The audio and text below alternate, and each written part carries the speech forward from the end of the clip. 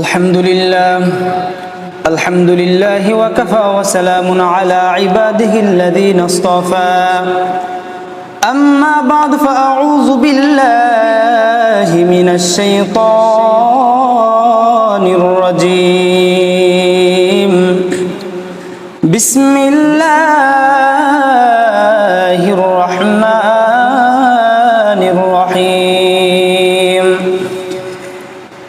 إن الله وملائكته يصلون على النبي يا أيها الذين آمنوا صلوا عليه وسلموا تسليما اللهم صل على سيدنا ونبينا وشفينا وحبيبنا ومولانا محمد صلى الله عليه وعلى آله وأصحابه وبارك وسلم بجرسن كفرن اللهم صل على سيدنا ونبينا وشفينا وحبيبنا ومولانا محمد صلى الله عليه وعلى آله وأصحابه وبارك وسلم بلغ العلا بكماله كشف الدجى بجماله حسنت جميع خصاله صلوا عليه وآله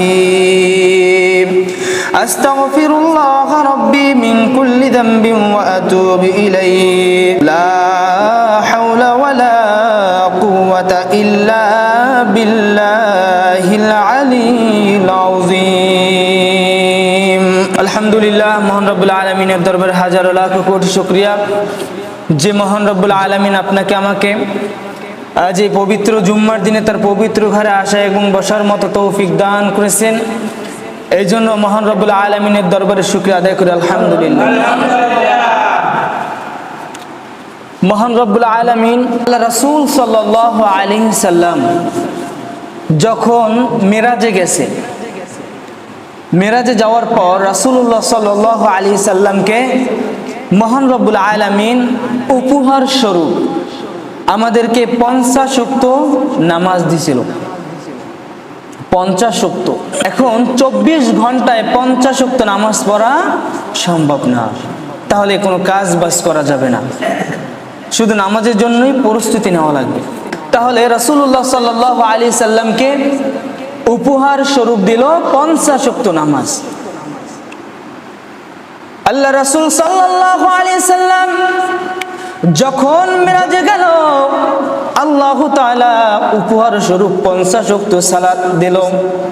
হযরত মুসা আলাইহিস সালাম, হযরত মুসা পয়গম্বর যখন শাসন করত, তখন আল্লাহর সাথে যখন কথা বলতো যাইতে হইতো তুর পাহাড়ে।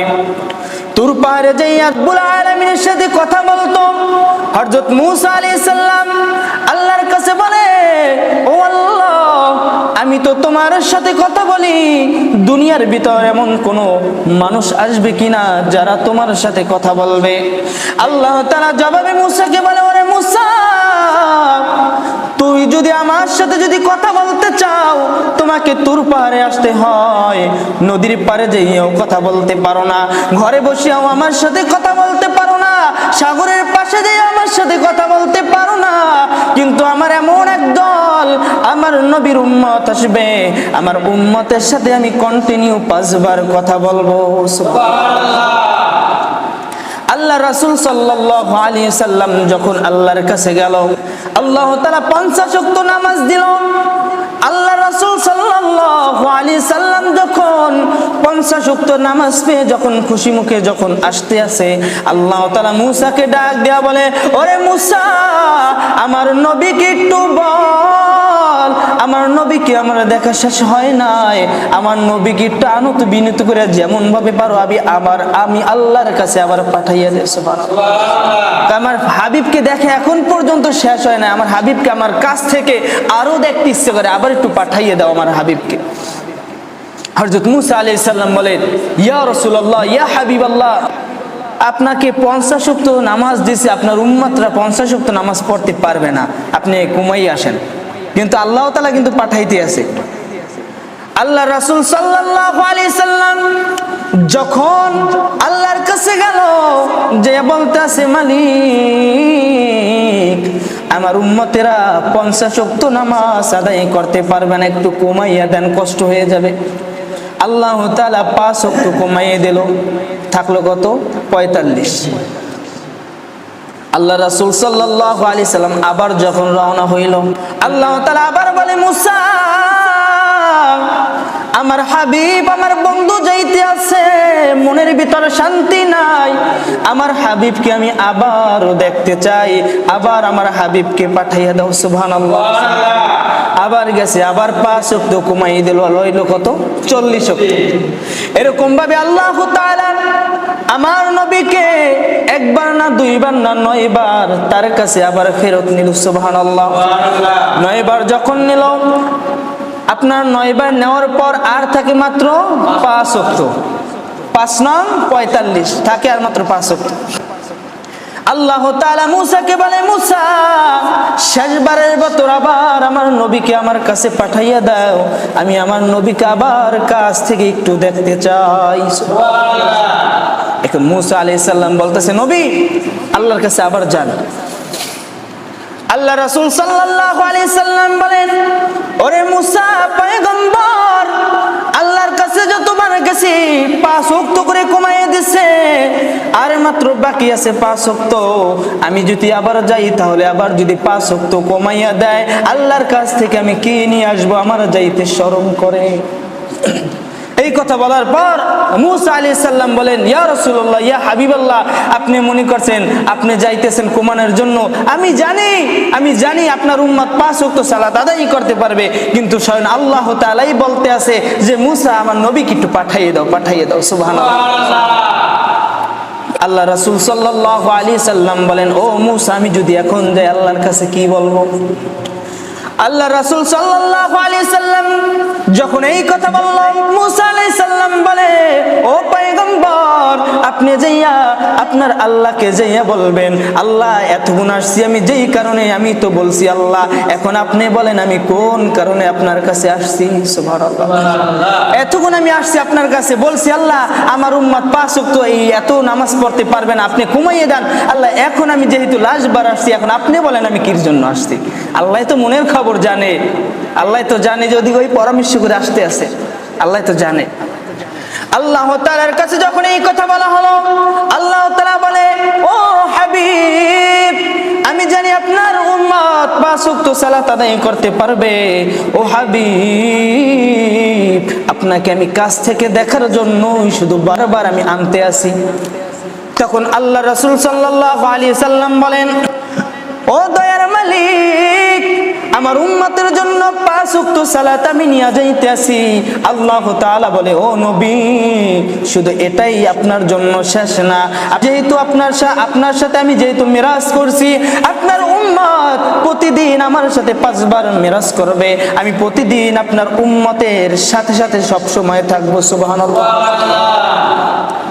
আপনার উম্মত প্রতিদিন 5 বার মিরাজ করবে আমার সাথে। হযরত মুসা আলাইহিস সালাম আল্লাহর কাছে বলে, আল্লাহ আমি কি আপনার সাথে কথা বলি?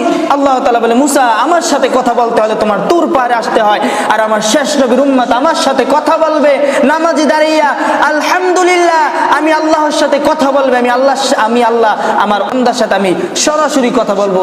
সুবহানাল্লাহ। শেষ নবীর উম্মত কতটা দামি দেখেন, কতটা দামি, কিন্তু আমরা সেই দাম পেয়েও আমরা সেই দামের মর্যাদা দিতে পারতেছি না। কখন কার মরণ হয়ে যাবে কেউ জানে না। আপনার 50 বছর হোক, 60 বছর হোক, 100 বছর হোক, আপনার মৃত্যুর স্বাদ গ্রহণ করতেই হবে। পয়গম্বর সুলাইমান তার কাছে আজরাইল হাজির হইয়া গেল। আজরাইল হাজির হইয়া পয়গম্বর সুলাইমানের সাথে যখন সাক্ষাৎ করলো, পয়গম্বর সুলাইমান আজরাইল দিকে তাকাইয়া বলে, ও ভাই আজরাইল, কির জন্য তুমি আসলা? আজরাইল বলে, নবী, ও পয়গম্বর, আমার আসার একটাই কারণ হলো আমি জান কবজ করি মৃত্যু। ও পয়গম্বর, আমি আসছি শুধু এই কারণেই, আমার একটাই ডিউটি। পয়গম্বর সুলাইমান ডাক দিয়া বলে, ও আজরাইল, তাকাইয়া দেখো, আমি জিন্ন জিন্নাতের দ্বারা বাইতুল মুকাদ্দাস আমি নির্মাণ করতে আসি। ও আজরাইল, জিন জাতি হলো তারা অবাধ্য হয়ে থাকে, তাদের যদি কঠোর না দেই তারা কাজ করবে না। ও আজরাইল, তুমি আমাকে একটু সময় বাড়াইয়া দাও। আজরাইল ডাক দিয়া বলে, ও পয়গম্বর, আমার হাতে সময় দেওয়ার মতো আমার ক্ষমতা নাই, আমার আল্লাহ তাআলা আমাকে সেই ক্ষমতা দেয় নাই। আমার যখন সময় হয়ে যাবে, যেখানেই মানুষ থাকুক না কেন সেখানেই আমার জান কবজ করতে হবে। সে আছে কোথায় আছে, সে চার দোকানে আছে কিনা, সে মার ঘরে আছে কিনা, তার স্ত্রীর সাথে আছে কিনা, তার ভাই আছে কিনা, তার বাবা আছে কিনা, তার বাবার আগে ছেলেকে নেব কিনা, এরকম আমার কাছে কোনো নাই। আমার যখন হুকুম হবে তাকেই আমার নিতে হবে। পয়গম্বর সুলাইমানের কাছে যখন এই কথা বলল, পয়গম্বর সুলাইমান ডাক দিয়ে বলে, আমি বাইতুল মুকাদ্দাস নির্মাণ করতে আছি জিন্নাতের দ্বারা, তাহলে এই কাম কে শেষ করবে? তখন আজরাইল বলে, আমার কাছে বলে কোনো লাভ নাই, হেড অফিসে আপনি দরখাস্ত করেন। যখন আল্লাহর কাছে বলা হলো, তো আল্লাহ তাআলার কাছে বলে, পয়গম্বর সুলাইমান বলে, ও আল্লাহ, আমাকে একটু হায়াত বাড়াইয়া দেন, আমার বাদশাহীর জন্য আমি হায়াত চাইতে আসি না, আমি দুনিয়ায় বাঁচার জন্য হায়াত চাইতে আসি না, আমি আপনার ঘর নির্মাণ করার জন্য হায়াত চাইতে আসি। ও আল্লাহ, আমাকে একটু সময় দিয়ে দেন, আমি জানি আপনার ঘরটা পুরোপুরি শেষ করতে পারি। আল্লাহ তাআলা বলে, ও পয়গম্বর সুলাইমান, কোনো সুযোগ নাই, কোনো সুযোগ নাই, দুনিয়ার কাউকে আমি সময় বাড়াইয়া দেই নাই, কারোর জন্য সময় বাড়ানো হবে না। যদি হইতো আমার পয়গম্বর হযরত মুহাম্মদ মুস্তাফা সাল্লাল্লাহু আলাইহি সাল্লামের জন্য আমি সময় বাড়াইয়া দিতাম। সুবহানাল্লাহ। আমার নবীও তার জন্য সময় বাড়ানো হয় নাই। হযরত আজরাইল আলাইহিস সালাম যখন নবীর কাছে হাজির হইল, শুধু একজনের জন্য, দেখেন আল্লাহ তাআলা পারমিশন নিল। আজরাইল যখন নবীর কাছে হাজির হইল, আল্লাহ রাসূল সাল্লাল্লাহু আলাইহি সাল্লামকে আয়েশা বলে, ও নবী, ও পয়গম্বর, একটা কথা ছিল, পয়গম্বর একটা কথা ছিল, আপনার কি দুনিয়ায় আপনার জান কবজের জন্য অর্ডার আসছে, কিন্তু এই অর্ডার দেওয়া আসছে, আপনি কি বাঁচতে চান?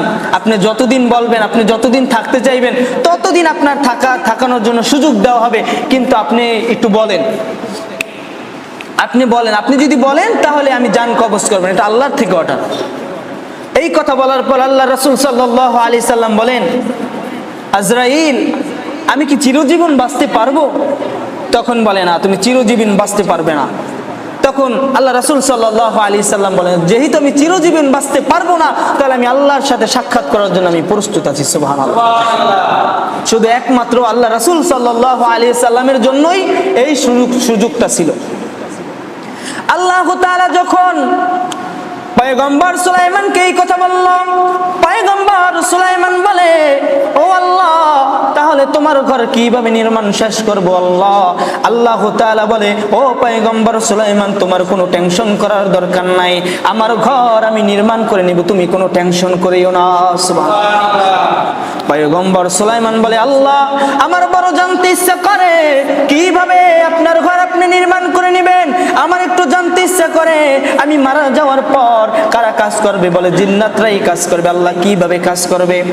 তখন পয়গম্বর সুলাইমানকে আল্লাহ তাআলা বলে, ও পয়গম্বর, তুমি যেমন ভাবে লাঠি ভর দিয়া তুমি বাইতুল মুকদ্দাসের দিকে তুমি তাকাইয়া রইছো, এমন ভাবেই তোমার মৃত্যুটা হয়ে যাবে, কিন্তু তুমি এমন ভাবেই তুমি থাকবা, কিন্তু কেউ বুঝতে পারবে না তোমার মৃত্যু হয়েছে, তোমার লাশটা পৌঁছবেও না। সুবহানাল্লাহ। পয়গম্বর সুলাইমান বলে, আল্লাহ, তাহলে তো আমি তো এখনই রাজি, কেননা আমার তো সবসময় ইচ্ছা করে আপনার সাথে সাক্ষাৎ করার জন্য, আল্লাহ, আপনি আমার জান কবজ করে নেন। সুবহানাল্লাহ। আল্লাহ তাআলা যখন আজরাইলকে অর্ডার করলো, দেখেন পয়গম্বর সুলাইমান এমন একটা নবী ছিল যার কথা বাতাসেও শুনতো। সুবহানাল্লাহ। বাতাসেও তার কথা শুনতো। একদিন পয়গম্বর সুলাইমান এরকম বসে আছে, হঠাৎ করে এক লোক আসলো, আসার পর পয়গম্বর সুলাইমানের কাছে যখন হাজির হইল, কিছু একটা কথা বলবে, এমন তো অবস্থায় আজরাইল হাজির হয়ে গেল। আজরাইল হাজির হওয়ার পর ওই লোকটার জান কবজ করার জন্য আজরাইল হাজির। হঠাৎ করে পয়গম্বর সুলাইমান তাকেই দেখতে আসে, আজরাইলের চোখ দুইটা বড় বড়। এই অবস্থা ওই লোক যখন আজরাইলের চোখ দেখলো, তিনিও ভয় পাইল। তখন বলতে আসে, পয়গম্বর সুলাইমান, আপনি আমাকে এখান থেকে আপনি আমাকে হিন্দুস্তানে পাঠাই দেন, আমাকে এখান থেকে হিন্দুস্তানে পাঠিয়ে দেন। এমন তো অবস্থায় পয়গম্বর সুলাইমান তিনি বাতাসকে আদেশ করলো, ও বাতাস এই লোকটাকে তুমি হিন্দুস্তানে পাঠিয়ে দাও। এক মুহূর্তের মধ্যে ওই বাতাসে তাকে হিন্দুস্তানে পাঠিয়ে দিল। সুবহানাল্লাহ। তখন পয়গম্বর সুলাইমান আজরাইলকে জিজ্ঞাসা করতেছে, ও ভাই আজরাইল, এরকমটা করলা কির জন্য? তুমি তার দিকে এরকম চোখে তাকাইলে কেন? সে তোমার দিকে এরকম চোখে তাকাইলো কেন? তখন বলতে আছে যে পয়গম্বর, তার কথা ছিল তার মৃত্যুটা হবে হিন্দুস্তানে, কিন্তু সে তো এখন এখানে। এখন আমি টেনশনের ভিতরে পড়ে গেলাম, কিভাবে ওখানে যাইবে, কিভাবে আমি মৃত্যুটা, কিভাবে আমি জান কবজ করব। কিন্তু দেখেন তিনি নিজেই কি ওখানে যাওয়ার জন্য প্রস্তুত ছিল। এই জন্য দেখবেন কিছু মানুষ বিদেশে থাকে, কিন্তু বিদেশ থেকে আসার পথে সে মৃত্যুবরণ করে, বাড়িতে আসছে মৃত্যুবরণ করে। আল্লাহ তাআলা কোরআনের ভিতর বলে, আমার বান্দার মৃত্যুবরণ হবে, কোথায় হবে, কোন জায়গায় হবে, কিভাবে হবে, আমি আল্লাহ তাআলা তা নির্ধারিত করে রাখছি। সুবহানাল্লাহ। এখন দেখেন একটা মানুষ এখান থেকে ধরেন গাড়িতে যাবে, বরিশাল যাবে, কিন্তু আপনি বাধা দিচ্ছেন, সন্তান তুমি যাইও না, আজকে যাইও না, তুমি কালকে যাও। কিন্তু ওই গাড়িতে যাওয়ার কারণে ওই রাস্তায় তার অ্যাক্সিডেন্টটা হয়ে গেল। এখন আপনি বলতেছেন আমি যাইতে বারণ করছিলাম, যদি আজকে না যাইতো তাহলে মৃত্যুটা হতো না। কিন্তু তার মৃত্যুটা আল্লাহ তাআলা ওই জায়গায় নির্ধারিত করে রাখছে, ওখানেই নির্ধারিত করে রাখছে। আল্লাহ রাসূল সাল্লাল্লাহু আলাইহি সাল্লাম এই জন্য বলে যে তোমার মৃত্যু কোথায় কখন হবে তুমি নিজেও জানতে পারবা না। আগামীকাল আমার এক চাচা হয়, আপনারা চিনবেন, বকুলি মেম্বারের বাবা, যতটুকু শুনছি 120-এর উপরে বয়স পাইছে। আগামীকাল তিনি মারা গেছে। দেখেন সে এত বয়স পাওয়ার পরও সে কিন্তু মারা গেছে। আবার ছোট একটা শিশু আমি ফেসবুকে দেখলাম, মাত্র ভূমিষ্ঠ হলো, মাত্র 1 ঘন্টা ছিল, তারপর তার মৃত্যুটা বরণ হয়ে গেছে। দেখেন কখন কার মৃত্যুটা হয়ে যায় কেউ জানে না। তাহলে পয়গম্বর সুলাইমান আল্লাহর কাছে বলে, আল্লাহ তাহলে আমার মৃত্যুটা তুমি এখনই দিয়ে দাও, আমি তোমার সাথে সাক্ষাৎ করার জন্য আমি প্রস্তুত আছি। আল্লাহ তাআলা ডাক দিয়ে বলতে আছে, আজরাইল আমার পয়গম্বরকে আমার কাছে নিয়ে আসো। হঠাৎ করে আজরাইল যখন জান কবজ করলো, ওই পয়গম্বর সুলাইমান লাঠিটা ভর দিয়ে এরকম ভাবে দাঁড়ায় রইল। জিন্নাতরা তাকাইয়ে দেখতে আছে আর বলতেছে, নবী এত এরকম ভাবে তাকাই রয়েছে কির জন্য? তার কি খাওয়া দাওয়া লাগবে না? এরকম ভাবে জিন এরকম গবেষণা করতে আছে। আর হঠাৎ করে জিনরা বলতে আছে, মনে হয় আকাশ থেকে, আসমান থেকে অর্ডার আসছে তাড়াতাড়ি কাজটা শেষ করার জন্য। এখন তাড়াতাড়ি কাজ শেষ করে নাইলে আজকে আমাদের খবর আছে। তো তারা তাড়াতাড়ি কাজ শুরু করলো, তাড়াতাড়ি হাতে হাতে কাজ শুরু করলো। এরকম কাজ করতে করতে হঠাৎ করে বাইতুল মুকাদ্দাস যখন পুরোপুরি নির্মাণ হয়ে গেল, পয়গম্বর সুলাইমান হঠাৎ করে মাটিতে ঠাস করে পড়ে গেল। জিন্নাতরা তাকাইয়া দেখে পয়গম্বর সুলাইমান মাটিতে পড়ে গেল। হাই হাই করে যখন কান্না করতে করতে যখন আসলো, পয়গম্বর সুলাইমানের গায়ে যখন হাত দিল, হঠাৎ করে বলতেছে, পয়গম্বর সুলাইমান এখন মরে নাই, পয়গম্বর সুলাইমান আরো অনেক আগে মরছে। এখন কবে মরেছে জানার জন্য এখন হাতে একটা লাঠি ছিল, তাকাইয়া দেখে লাঠিটা ওই পোকায় খাইতে খাইতে লাঠিটা পুরো শেষ করে পারলো। এই অবস্থায় পয়গম্বর সুলাইমানের লাঠির দিকে তাকাইয়া এক জিন, ওই জিন জাতিরা তখন চিন্তা করলো কতদিন আগে মরলো, একটু দেখতে হবে। আবার ওরকম একটা সুন্দর একটা লাঠি, ভালো একটা মজবুত লাঠি নিয়ে আসলো, এরকম ভাবে পোকার সামনে দিল। পোকায় খাইতে আছে, এরকম গণনা করতে করতে দেখতে আছে পয়গম্বর সুলাইমান 1 বছর আগে মৃত্যুবরণ করছে। সুবহানাল্লাহ, 1 বছর আগে মৃত্যুবরণ করছে। কিন্তু আল্লাহ তাআলা ওই জিন্নাতরা জানি কাজ সুন্দর মতো করে, যারা তারা জানি কাজের ভিতর গাফিলতি না করে, এই জন্য পয়গম্বর সুলাইমান কিরকম ভাবে লাঠি ভর দিয়ে ওই অবস্থায় রাখছে, এক নজরে তাকাই রয়েছে। তা আল্লাহ তাআলা এই জন্য বলে যে দুনিয়ার মুসলমান, তুমি এই জন্য এমন ভাবে তুমি চলিও না যার কারণে তোমার জীবনটা জাহান্নামের দিকে চলে যাবে। আল্লাহ রাসূল সাল্লাল্লাহু আলাইহি সাল্লাম বলেন যে কিয়ামতের দিনে এমন ভয়াবহ অবস্থা হয়ে যাবে, ওয়াহুম ফিহা কাদিহুন, আল্লাহ তাআলা বলে ওয়াহুম ফিহা কাদিহুন, তোমার এমন অবস্থা হয়ে যাবে, ভয়াবহ অবস্থা হয়ে যাবে। আল্লাহ তাআলা বলে কিয়ামতের দিন এমন শাস্তি শুরু হয়ে যাবে যে মানুষগুলা যেরকম দুনিয়ার ভিতর যখন মাছ বাজতে যায়, ওই মাছটা যেরকম উল্টায় আর চাপ দেয়, এই পাশে চাপ দেয় আবার উল্টাইয়া ওই পাশে চাপ দেয়, আল্লাহ তাআলা বলে কাল কিয়ামতের ময়দানে ওই মানুষগুলোর আযাব ঠিক এমন ভাবে হয়ে যাবে। আল্লাহু আকবার। কতটা শাস্তিদায়ক হবে দেখেন। কিন্তু আমরা এত কিছু জানার পরও আমরা নামাজের ধারে কাছে যাই না, আল্লাহর ইবাদত করি না। তাকাই দেখেন আজকে ফিলিস্তিনে কি নির্যাতন চলতে আছে, কত মানুষগুলো হত্যা হইতে আছে। এমন তো অবস্থায় তিনটা কুলাঙ্গার সুন্নির আলেম, তিনটা কুলাঙ্গার, সেগুলো ফিলিস্তিনে গেছে, তাও গেছে ইসরায়েলের ভিসা নিয়ে ফিলিস্তিনে গেছে। এরা আবার মুসলমান, নামদারি মুসলমান আলেম, আবার ইসরায়েলের ভিসা নিয়ে ফিলিস্তিনে যাইয়ে বলতে আছে ইসরায়েলে এরকম হামলা হইতে আছে না, এই জায়গাটা অনেক নিরাপদ আছে, আপনারা চিন্তিত হবেন না।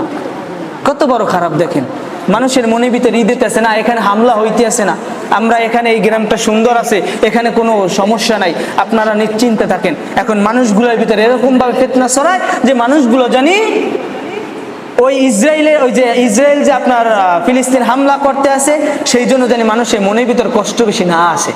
কতটা খারাপ দেখেন। আল্লাহ রাসূল সাল্লাল্লাহু আলাইহি সাল্লাম বলছেন হাদিসের ভিতর, সর্বপ্রথম ফিলিস্তিনের উপর মুসলমানদের উপর আঘাত হবে, ওই থেকেই মুসলমানরা এক হয়ে যাবে। এখন মুসলমানরা কিন্তু এক হইতে আছে, অটোমেটিকলি এক হইতেছে। এমন তো অবস্থায় যুদ্ধ হয়ে যাবে।